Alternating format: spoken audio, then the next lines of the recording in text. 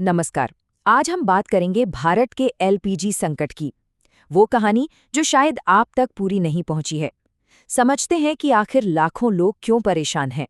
ये कहानी शुरू होती है एक बहुत ही दुखद खबर से। पंजाब के रहने वाले 66 साल के भूषण कुमार मित्तल सिर्फ एक गैस सिलेंडर के लिए घंटों लाइन में लगे रहे और वहीं इंतजार करते करते कार्डियक अरेस्ट से उनकी जान चली गई।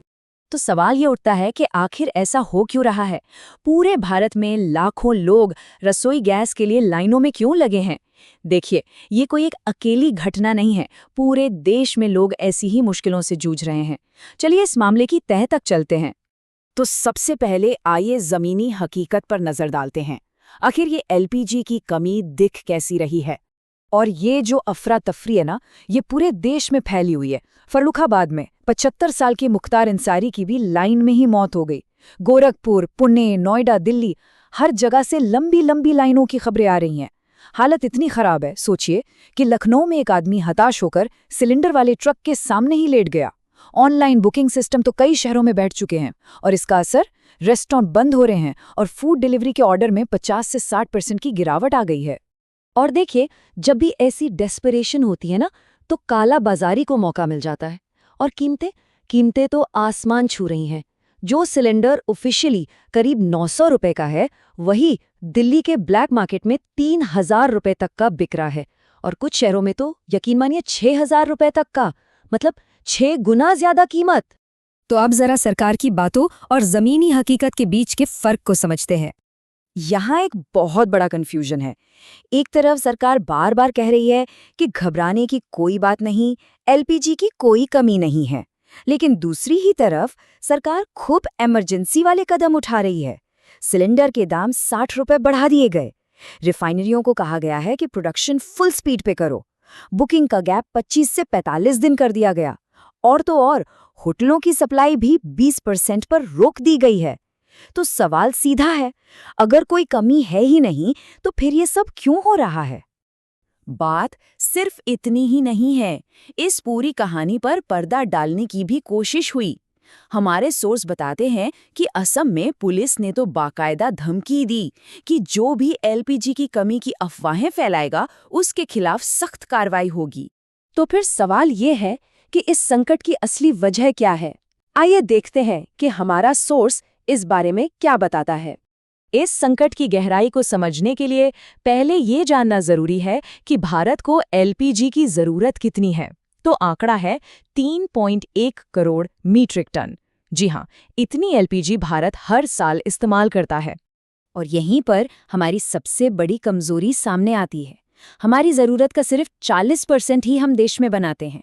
बाकी का 60% बाहर से आता है। और उस 60% का भी 90% से ज्यादा हिस्सा सिर्फ और सिर्फ एक रास्ते से आता है, स्ट्रेट ऑफ हॉर्मुज से।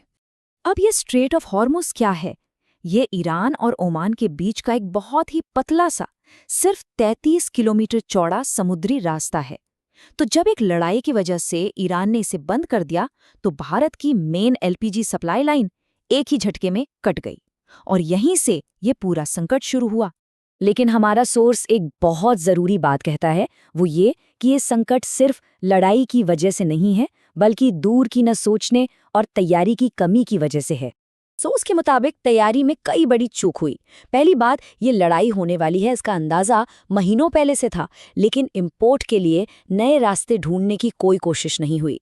दूसरी, और ये सबसे ज्यादा चौंकाने वाली बात है, कि भारत के पास एलपीजी का कोई स्ट्रेटेजिक रिजर्व, मतलब कोई इमरजेंसी स्टॉक है ही नहीं। हमारे पास जो भी स्टॉक है वो देश की 2 दिन की जरूरत भी पूरी नहीं कर सकता। और तो और जब ये रास्ता बंद हुआ तब भी एक्शन लेने में कथित तौर पर 1 हफ्ता लग गया। तो अब सवाल ये है कि आगे क्या होगा, ये संकट खत्म कैसे होगा? सोर्स के हिसाब से इसके 4 रास्ते हो सकते हैं। तो देखिए, 4 सिनेरियो हैं। पहला, कि जल्दी से सीज फायर हो जाए, लेकिन बातचीत बहुत पेचीदा है। दूसरा, कहीं और से सप्लाई आए। हाँ, कुछ इमरजेंसी शिपमेंट आए तो हैं, लेकिन वो देश की सिर्फ 1 दिन की जरूरत पूरी कर सकते हैं। तीसरा, कि स्ट्रेट ऑफ हॉर्मुज फिर से खुल जाए, लेकिन ये सीज फायर के बिना नामुमकिन है, क्योंकि रास्ते में माइंस बिछी हैं। और चौथा रास्ता है कि भारत अपने जहाजों के लिए एक-एक करके बात करे, जो अभी हो भी रहा है, लेकिन इसका कोई पक्का एग्रीमेंट अभी तक नहीं हुआ है। तो इन सब बातों को देखते हुए सोर्स का जो अंदाजा है वो काफी चिंताजनक है। ऐसा लगता है कि ये कमी कम से कम अगले 4 से 8 हफ्तों तक और चलने वाली है। तो आखिर में इस मुश्किल हालात से निपटने के लिए सोर्स कुछ प्रैक्टिकल सलाह भी देता है। तो कुछ कदम है जो उठाए जा सकते हैं। अगर घर में बिजली ठीक से आती है तो इंडक्शन कुकर एक अच्छा ऑप्शन हो सकता है। अगर इलाके में पीएनजी यानी पाइप्ड नेचुरल गैस की लाइन है तो उसके लिए रजिस्टर करवाना एक परमानेंट सोल्यूशन है। कोई ब्लैक मार्केटिंग कर रहा है तो उसकी शिकायत नेशनल कंज्यूमर हेल्पलाइन पर जरूर करें। और सबसे जरूरी बात, पैनिक होकर सिलेंडर जमा ना करें। ऐसा करने से दूसरों की मुश्किलें और बढ़ जाती हैं। और आखिर में हम लौटकर वहीं आते हैं जहां से शुरू किया था, यानी इस संकट की मानवीय कीमत पर। इसका सबसे बुरा असर ग्रामीण भारत पर पड़ रहा है, जहां लोगों के पास ज्यादा विकल्प नहीं है। सोचिए, वो महिला जो सालों की मेहनत के बाद मिट्टी के चूल्हे के धुएं से बाहर निकली थी, आज वो वापस उसी पर लौटने को मजबूर है। ये संकट सिर्फ गैस की कमी का नहीं है, बल्कि ये तैयारी में हुई उस कमी का नतीजा है जिसकी जिम्मेदारी इस देश को तैयार रखने वालों की थी।